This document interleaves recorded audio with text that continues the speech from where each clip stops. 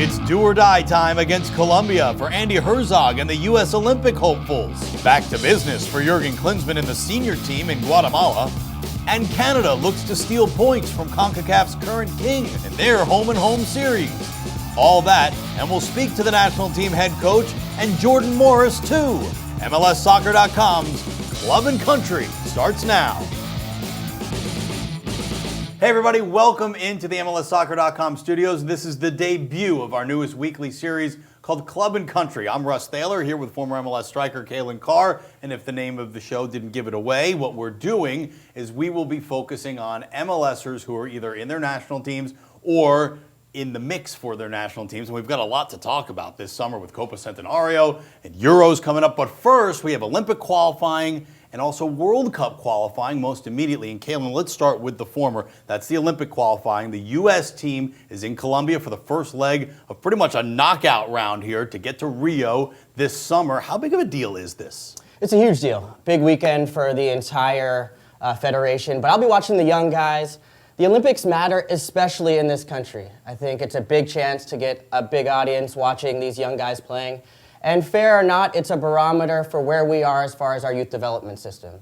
We've invested a lot of money and time into bringing these guys in as a group. They were in January camp.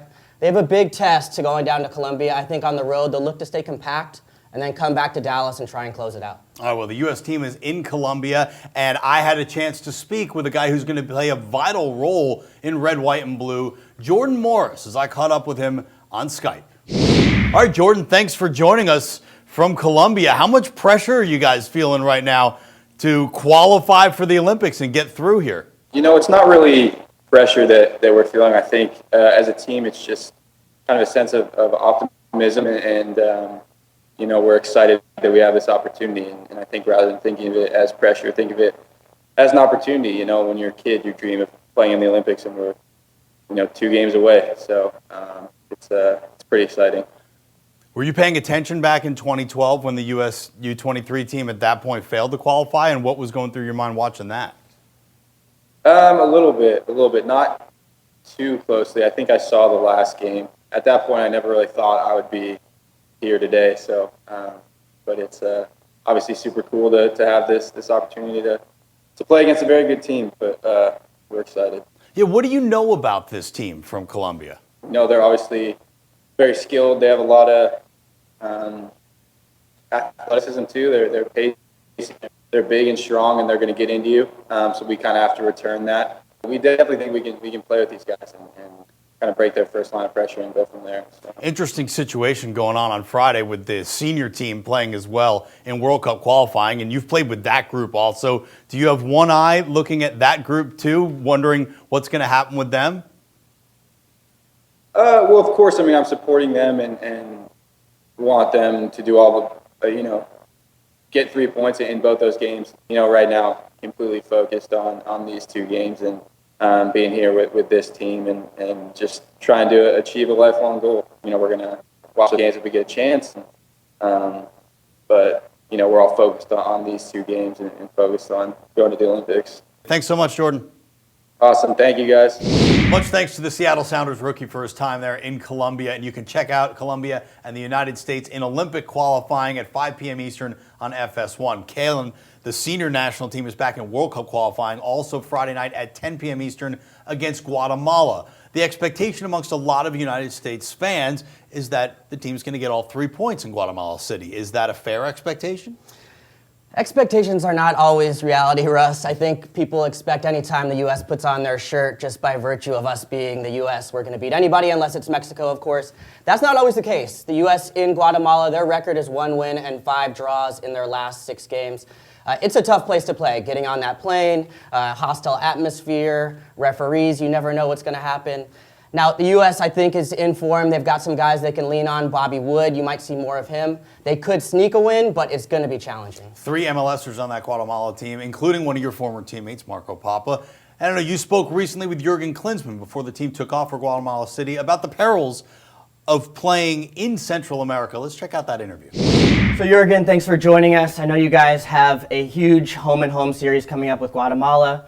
What are some challenges specific to that first away match? Well, obviously, you know, going into Central America is always a bit tricky. You never know what to expect. But our goal is clear. We want to win there. We want to get 3 points. And so far the camp is going really well. Everybody is hungry for that opportunity now. So hopefully we get the job done already, with a big first step in Guatemala City. Guatemala has called up a younger side, a lot of domestic players. What have you seen from your scouting trips, and what can you expect from them?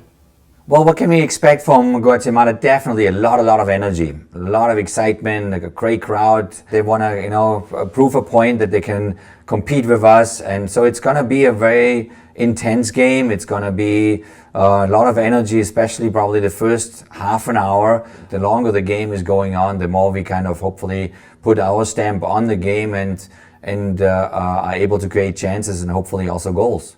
Clint Dempsey has been such an important part of the national team for so long now. He wasn't involved the last couple qualifiers. You've brought him back in the side. Why wasn't he before, and why is he included in the group now? Well, Clint is a big part of our team, always been. When you don't invite a player maybe here and there, it's simply to give a younger player a chance. So he was never really out. Having him now back is just normal to us. He looks good, he looks sharp. He has a smile on his face, so hopefully we see the Clint scoring goals on Friday night. Big week for U.S. soccer. Thanks so much, Jurgen, for taking the time with us today, and best of luck in Guatemala.